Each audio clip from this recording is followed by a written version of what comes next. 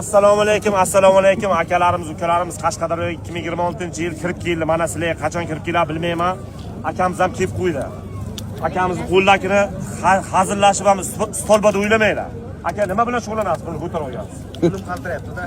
Aha. Efir qilishim kerak, antena chiqmay qoldi. 10 ming ismga bilan qaltirash yo'qolmaydi akajon. Nima bo'ladi? Battar Gitar bo'lib qolishingiz mumkin akajon. Shuni davosini toping, izlab keldim sizga Instagramdan.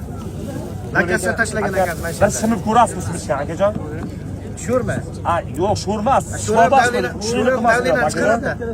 Tushunlik qilmasin deyapman akajon. Qandaydir qiynalganga o'xshayapsiz-da. Nasraylar yo'q. Bashara mehrga zor bo'lyapti-da. Aka qiynalgan odamni beryapti akajon. Haqiqatan ham. Ham ta'minlangan ro'yxatga turmaysizmi? O'shanda chiqib bilaman hozir. Yo'q.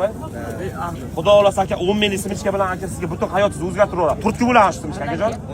Kelajakda agar shu simichka bilan agar o'zgarib ketib katta odamlar so'rasa, ash simichka o'zgarish bo'lgandek. Simichka sababli o'zgarganman aka. Bekzod 3.194 mi? Albatta.